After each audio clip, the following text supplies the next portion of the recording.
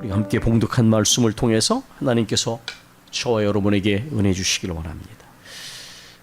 예측하는 역사를 정의하면서 역사는 현재와 과거와의 끊임없는 대화다, 그렇게 정의를 내렸는데, 이 짧은 문장 속에는 기존의 역사의 연구의 흐름이 요약되는 것입니다.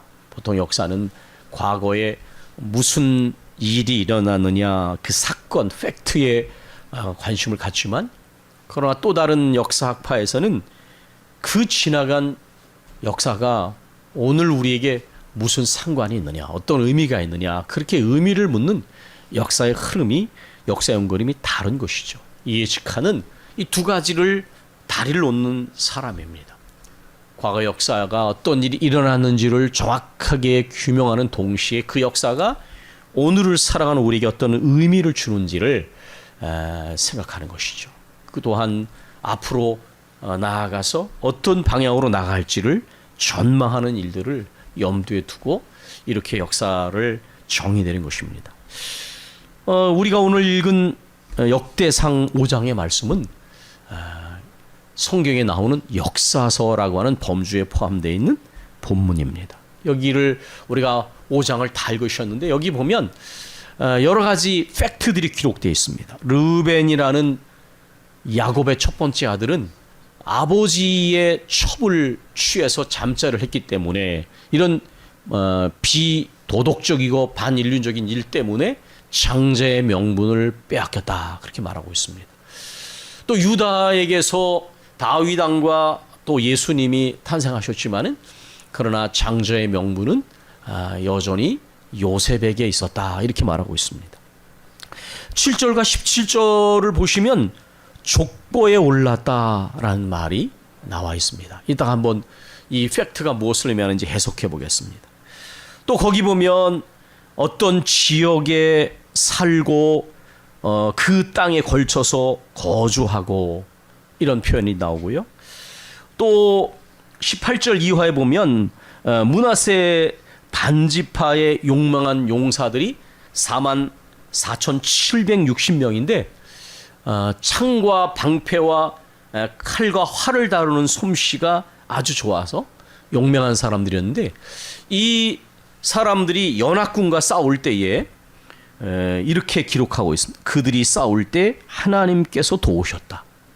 왜냐하면 그들이 전쟁 중에 하나님께 부르짖음으로 하나님께서 하갈 사람과 이들의 연합군을 그들 손에 넘겨주셨다.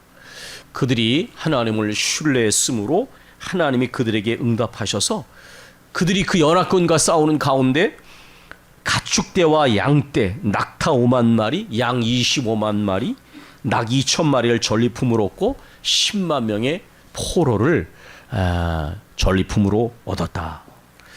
그 전투에서 수많은 적을 물리칠 수 있었던 이유는 그 전쟁이 하나님께 속한 거룩한 전쟁이었기 때문이다, 그렇게 말하고 있습니다.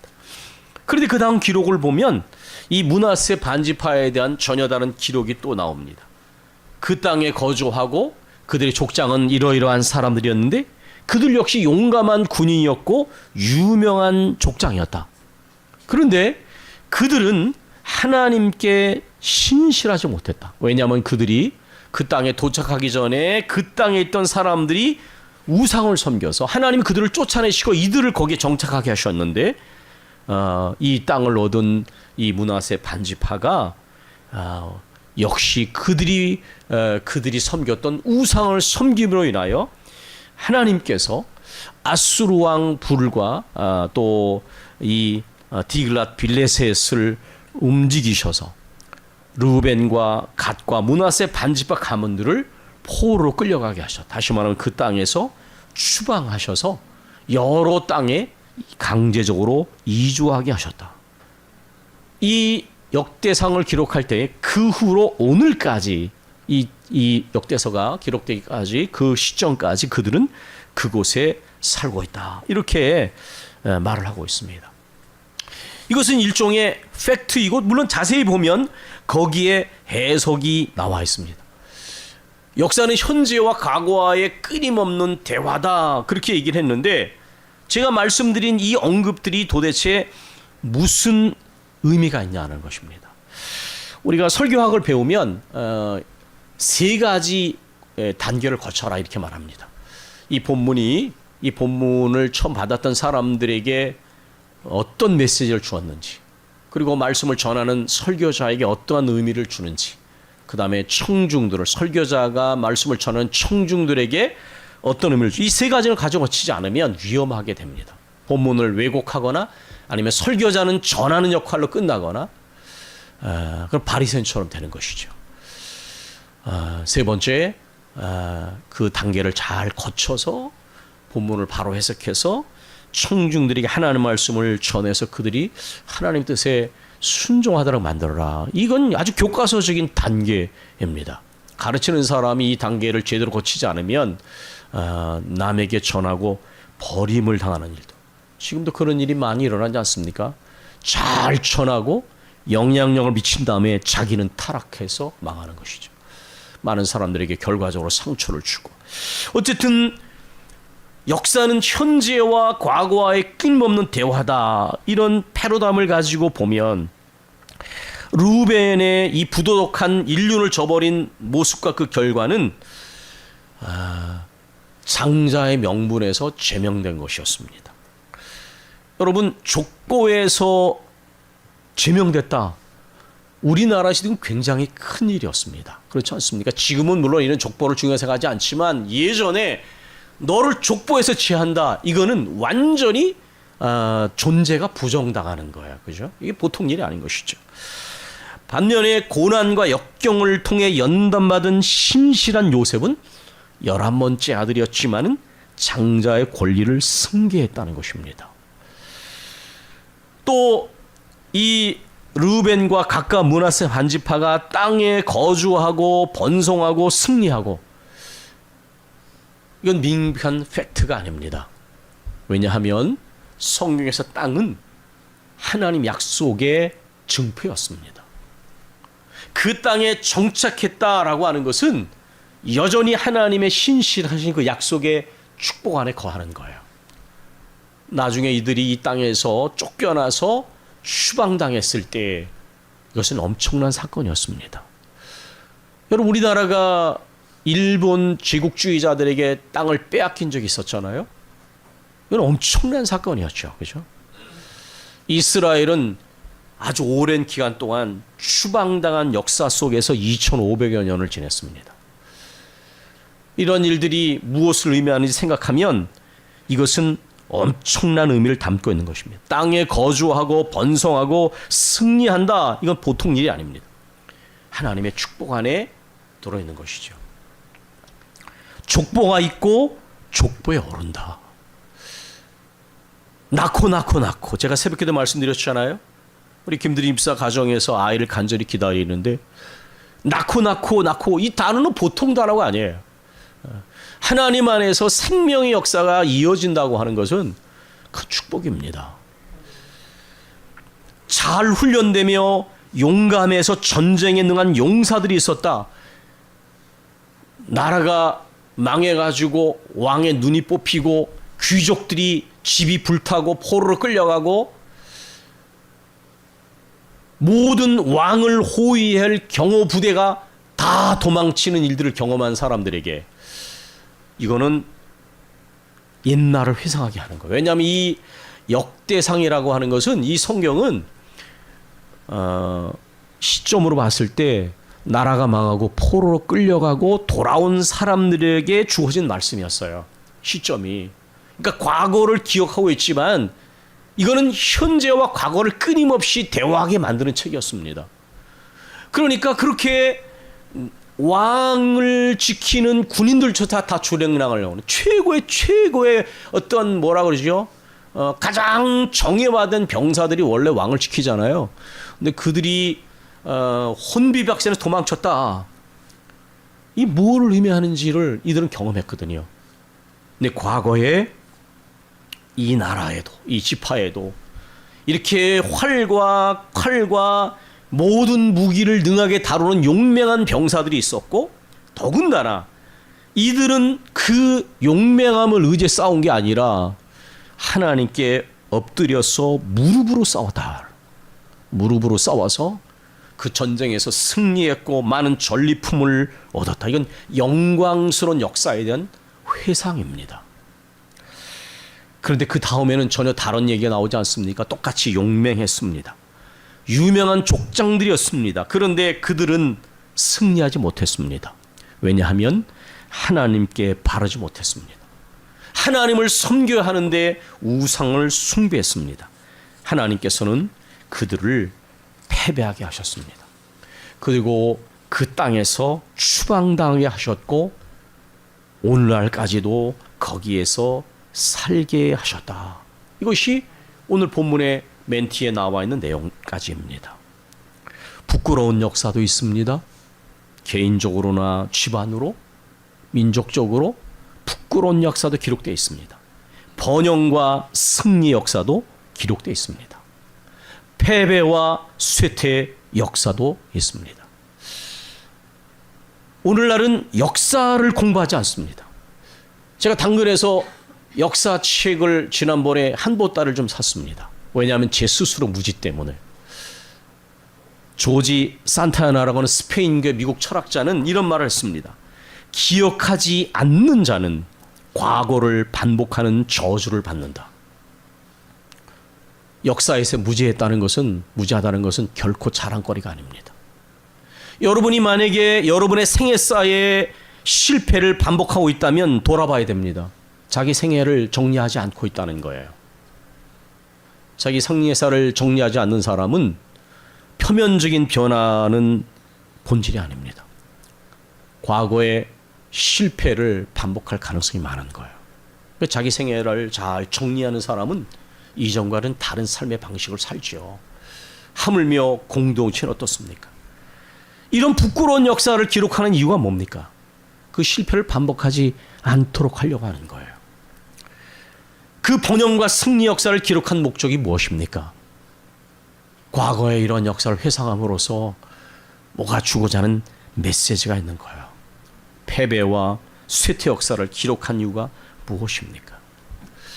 역사는 현재와 과거와의 끊임없는 대화이며 과거를 잊는 민족은 과거의 실패를 반복하는 저주를 받는다. 이 역사의 핵심은 관계입니다. 인간과의 관계도 있지만 하나님과의 관계가 핵심이었습니다. 하나님을 전적으로 신뢰하고 나아갈 때는 승리하고 번영했습니다. 그러나 아무리 강하고 용맹했을지라도 하나님께 바르지 못할 때는 패배하고 멸망합니다. 저는 오늘도 분명히 확신합니다. 교회가 크거나 작거나 상관없이 하나님과의 관계가 바르지 못하면 반드시 문제가 생깁니다. 저는 너무나 많은 사례들을 보고 있습니다. 그러나 작아 보여도 연약해 보여도 하나님을 철저히 의지하며 말씀에 순종하고 무릎으로 살아가는 사람들은 견뎌내고 이겨냅니다. 인간의 눈으로 보는 것하고는 다릅니다. 오늘날 규모의 경제 패러다임이 교회를 세속화시키고 있습니다. 크면은 굉장하지요. 화려하면 굉장해 보입니다. 그러나 죄송한 얘기지만은 썩어 문드러지는 것을 많이 봅니다. 하나님이 보시는 눈하고 다른 것이죠. 규모가 크다고 전부가 아닙니다. 규모가 작다고 패배주에 젖을 필요도 없습니다. 하나님 앞에서 바로 서 있는가 본질을 점검해야 됩니다. 하나님께 바로 서지 못하면 빠른 길도 빠른 길이 아닙니다. 안전해 보이는 것도 안전하지 않습니다. 그러나 우리가 하나님 앞에 바로 서고 온전히 하나님을 의지하고 순종하면 더딘 것처럼 보여도 더디지 않습니다. 위험해 보이도 하나님이 책임지십니다. 저는 오늘날까지도 하나님께 그 믿음을 붙잡고 애를 쓰며 나왔습니다. 우리 교우들과 함께. 우리가 가야 할 길은 하나님을 향하여 온전히 나아가는 것입니다. 온전히 주님을 신뢰하고 더 철저히 무릎을 꿇고 더 순종이 온전해진 것입니다. 거기에 우리 개인이나 가정이나 교회가 나아가야 할 방향이 분명히 정해져 있는 것이죠. 왜 역대상의 말씀을 주었습니까? 정신적 토대가 무너지면 반드시 무너집니다. 아무리 강한 나라도 역사가 증명합니다. 욕심 때문에 망하거나 그 후계자들 사이에서 권력 다툼 때문에 망하거나 강대국도 로마도 몽고도 다 그런 식으로 나라가 약해졌어요. 보이는 것은 보이지 않는 것들의 본질에서 움직입니다. 겉으로 아무리 화려해도 정신적 토대가 건강하지 않으면 그것은 모래에 지은 집입니다. 하물며 영적 토대가, 영적 중심이 제대로 서이지 않는데 영속성을 가지고 나아갈 수는 없는 것이죠. 역대상하는 말씀드린 것처럼 포로기에서 돌아온 백성들에게 주어진 말씀이었습니다. 이들이 그때 가졌던 생각이 무엇이었을까요? 절대로 일어나지 않는다고 믿었던 일들이 압도적인 현실이 됐습니다. 나라가 망했고 왕이 포로로 끌려갔고 고관들의 집이 불탔으며 그래도 사랑이 하나님인데 그 성전이 무너지고 모욕을 당했습니다. 원래 극과 극은 통하는 것입니다. 절대로 이런 일은 일어나지 않아. 이 영적인 안일함과 완악함 속에 끝까지 회개할지 몰랐다가 그 일이 현실이 됐을 때 누가 진짜 하나님의 말씀을 선포하는 사람들인지, 죄를 지어도 괜찮아, 용서하신 하나님이니까 거짓 위로와 소망을 줬던 거짓 선지자들의 말이 압도적인 능력을 발휘했다가 마침내 그들이 돌 던지고 핍박하고 죽였던 선지자들의 말씀이야말로 하나님께 바로 서지 않으면 반드시 무너진다고 선포했던 예언자들의 말씀이 현실이 됐을 때 그들은 어떻게 됐을까요? 자신들도 자신들을 스스로 용납할 수 없었을 겁니다. 그들은 생각했습니다. 우리는 이제 하나님께 버림받았다. 이제 우리는 살아서 다시는 고향으로 돌아갈 수 없을 거야. 바로 에스겔 31장의 마른 뼈 환상은 바로 그들의 자의식을 그대로 대변하는 것입니다. 그때 하나님께서 뭐라고 말씀하셨습니까? 말씀을 대언하라. 생명의 기운을 향하여 대언하라. 그 마른 뼈가 맞춰지고 거기에 힘줄이 돋고 살이 돋고 피부가 생겨서 그리고 생명의 영이 들어갔을 때 살아 일어서 움직이는데 큰 군대가 되었다. 이것은 놀라운 영적 환상입니다. 치유와 회복과 부흥의 역사를 선포하신 것이죠. 이것은 놀라운 말씀과 성령의 능력입니다. 여러분, 다시는 하나님께 버림받았고 다시는 살아서 고향 땅에 돌아갈 수 없을까 했을 때 그 절망적인 현실에 있는 사람들이 하나님의 놀라운 은혜 가운데 돌아왔습니다. 쫓겨났던 땅에 다시 거하게 됐습니다. 제사장들은 제사장의 직분을 행하고 전쟁을 행할 군대가 만들어지기 시작했습니다. 이들의 보는 눈이 완전히 달라졌지 않겠습니까? 오늘 설교 제목처럼 눈이 열려지는 역사가 일어나면 모든 것이 회복되어지고 달라지게 됩니다. 절망에서 소망의 기운이 막 싹 타오르기 시작합니다. 이전에는 제사장 직분을 행할 때도 어떤 면에서는 습관적으로 했을지 모릅니다. 그러나 포로로 끌려왔을 때 제사장은 대우받을 수가 없었습니다. 존경받을 수가 없었어요. 제사장들도 온갖 모멸감을 겪으면서 귀족들도 마찬가지고 그들이 다시 제사장 직분을 행할 때 어떤 마음으로 행했을까요? 이 제사장 직분을 행할 때 전혀 다른 마음 자세였을 거예요. 찬양대가 찬양 직분을 행합니다. 목소리 좋다고 찬양을 했을까요? 하나님 앞에서 다시 찬양대로서의 직분을 감당했을 때 전혀 마음의 자세가 달랐을 거예요. 전쟁을 행할 군대가 세워졌다? 아마 달라졌을 것입니다. 저는 이것이 이스라엘 백성들에게 공동체적으로 정말 전격적인 터닝 포인트가 됐을 거라고 생각되어집니다. 여러분은 그들이 통곡의 벽에서 통곡하며 회개하며 행하는 거, 아마 현재와 과거의 끊임없는 대화의 상징 아니겠습니까? 통곡의 벽이라는 것은 다시는 그런 실패를 반복하고자 않고자 하는 마음이겠죠. 과거를 잃어버린 사람들은 과거를 반복하는 저주를 받게 됩니다.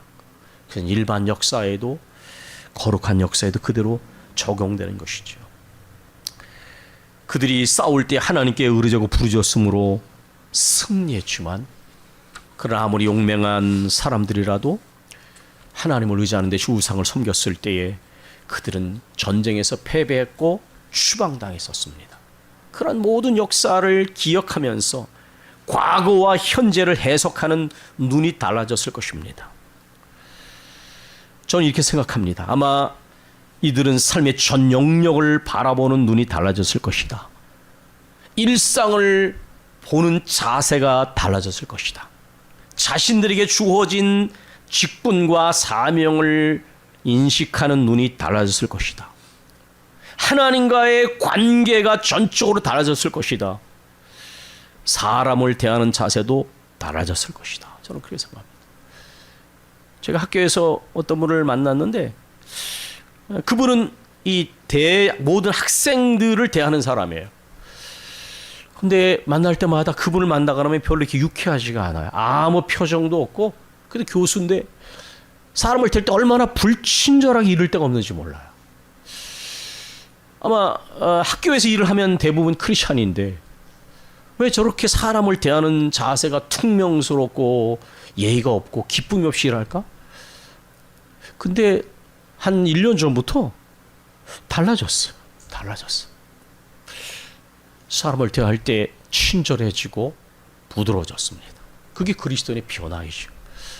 교회에 무슨 자존심을 가지고 옵니까? 얼마나 피곤한 일이에요. 내가 먼저 인사하고 내가 먼저 다른 사람의 관심을 가져야죠. 그게 자연스러운 변화예요. 하나님을 만나면 교회에 쓸데없는 자존심이나 이런 거 가져오지 않아요. 사람을 대하는 태도가 달라지고 하나님과의 관계가 달라지고 일상을 보는 눈이 달라지고 고난을 해석하는 눈이 달라지고 삶의 전 영역을 보는 눈이 달라지는 것이죠. 우리에게 주신 직분과 사명을 대하는 자세가 달라집니다. 왜 그렇습니까? 우리 신분이 바뀐 것입니다. 하나님께서 우리를 하나님의 백성과 자녀 삼으셨다는 이 사실은 무미건조한 이론이 아닙니다. 엄청난 사건이에요. 엄청난 사건. 하나님이 우리를 죄와 사망 권세 가운데 구원하셔서 거룩한 백성 되게 하시고 영원히 쇠하지 않는 소망을 주시며 우리의 삶의 모든 영역과 여정 가운데 은혜를 베풀으셨고 은혜로 동반해 주시고 은혜로 동반하실 거니 이 사실을 깨달은 것인데 이것이 어떻게 우리의 전 삶의 영역과 관계 영향을 미치지 않을 수가 없어요. 과거에 아직도 매여 있기 때문에 달라지지 않는 거예요. 그러나 정말 이러한 눈이 열려지면 모든 것이 달라지고 회복되기 시작합니다. 아가씨가 어떤 분의 예를 들었죠? 그건 물론 추측입니다. 그러나 그분에게 그렇게 사람을 대하는 태도가 달라지게 만들고 자기에게 맡겨진 일을 대하는 자세가 달라지게 만든 것은 그분에게 뭔가 눈이 열리지는 사건이 있었던 거예요. 내가 다른 사람에게 불친절하면 자기도 기쁨이 없고 다른 사람에게도 기쁨을 주지 못하죠. 내가 맡겨진 일을 기쁨으로 하고 그 일 속에 다른 사람에 의해서 뭔가 유익을 주고 도움을 준다는 일을 기쁨으로 행하면 자기에게도 기쁜데 왜 그렇게 인생을 피곤하게 삽니까? 여러분이 교회 오실 때 자존심 갖고 오지 마셔야 돼요. 그는 눈이 열려지지 못했기 때문에 그런 거예요. 내가 먼저 인사하고 내가 먼저 다가가고 내가 먼저 친절하고 여기에 무슨 가족 안에서 그런 게 있겠어요? 저는 이제까지 신앙생활을 목회하면서 그런 걸 봤어요. 하나님께 진짜 회개하면 사람을 대하는 자세가 달라집니다. 내 중심에서 다른 사람을 먼저 배려하고 다른 사람을 생각하고 다른 사람을 위해서 기도해. 그게 맞는 거예요. 왜냐하면 우리 안에 우리의 신분이 하나님 안에 달라졌기 때문에 그런 거예요. 여러분, 이스라엘 백성들은 이렇게 눈이 열려지고 눈이 더 깊은 세계와 높은 세계를 분별하는 눈이 큰 어떻게 생각하면 충격요법을 통해서 열려졌어요. 그러나 우리는 꼭 그렇게 하지 않아도 이미 하나님의 백성과 자녀가 되었고 이제까지 우리가 받은 큰 은혜와 헤아릴 수 없는 은혜를 받은 우리들은 이제 하나님을 향하여 정말 범사에 감사하면서 근본적인 겸손과 감사 가운데 나아가고 더욱 우리 안에 완악함이나 딱딱한 마음을 버리고 부드럽고 겸손한 마음을 가지고 하나님을 향하여 온전한 신뢰와 순종으로 나아가게 되는 일들, 우리의 눈이 온전히 열려지면 이런 일들이 점점점 시작되고 충만해지는 것이 지극히 정상적인 영적 사건이다. 바라기는 저와 우리 모두가 이러한 눈이 열려지는 일들이 계속해서 일어나길 바라고 그 안에서 정말 모든 관계와 일상과 삶의 전 영역과 주신 모든 직분들을 보는 눈이 달라진 일들이 계속해서 일어나기를 소망합니다. 우리 기도하겠습니다.